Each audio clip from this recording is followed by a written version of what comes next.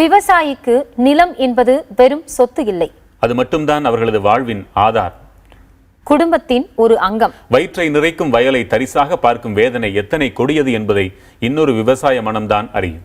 அந்த கொடுமையில்தான் பறிபோனது தஞ்சை மாவட்ட விவசாயி ஒருவரின் உயிர்.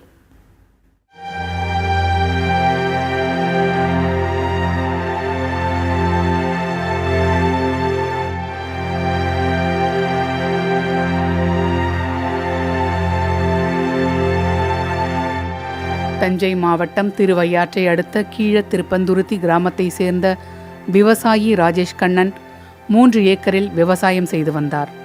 போதிய தண்ணீரின்றி ஒரு போகம் மட்டுமே சாகுபடி செய்து வந்த இவர் இந்த ஆண்டு நேரடி விதைப்பு செய்திருந்தார்.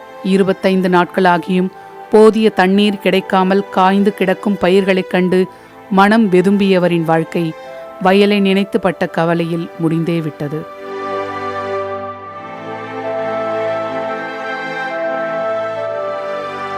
கூலி வேலைக்கு கூட என்ன போக சொல்ல மாட்டாரு, எல்லாமே அவரு தாங்க அண்ணன் கொடுப்பாரு. என்ன வெளியில எல்லாம் வேலைக்கு போக சொல்ல மாட்டாரு.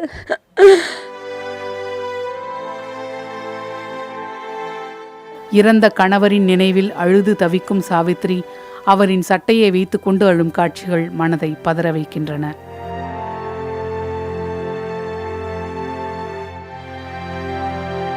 நாற்று பறிக்க போகணும்னு சொல்லிட்டு, இல்லை என் வய அப்படி போச்சு நான் வரல, வீட்டுக்கு போகிறேன்ட்டுருக்காரு. சரி வீட்டுக்கு போய் என்ன பண்ண போகிறா, வா நாற்று பறிக்க போகணுன்னு கூப்பிட்ருக்காங்க. அங்கேயும் போய் புலம்பிக்கிட்டே இருந்திருக்காரு. புலம்பிக்கிட்டே வய அப்படி போச்சு இப்படி போச்சு, சுத்தமாக தெளிச்சதெல்லாம் போயிடுச்சுன்னு சொல்லிட்டு சத்தம் போட்டுக்கிட்டு அழுதுகிட்டே இருந்திருக்காரு. உடனே நெஞ்ச வலிக்குதுன்ட்ருக்காரு. சரி வரப்பில் குந்த வச்சுருந்துருக்குறாங்க. குந்த வச்சோடனே வேர்த்து இருந்திருக்குது. உடனே அப்படியே சாஞ்சவர் வெட்டி வெட்டி இழுத்துருக்குது, இறந்து போயிட்டார். எந்த இழப்பீடும் ஆறுதல் வார்த்தைகளும் விவசாயி ராஜேஷ் கண்ணனின் இழப்பை ஈடு செய்துவிட முடியாது. அரசு ஏதாவது நிவாரணம் பண்ணதான் அந்த குடும்பத்தை வாழ வைக்க முடியும். அப்படின்னா அந்த குடும்பத்துக்கு உடைய வாழ்க்கை என்பது கேள்விக்குறியாக இருக்குது. அரசாங்கம் ஏதாவது உதவி பண்ணாதான் குடும்பத்தை காவல் பண்ண முடியும்.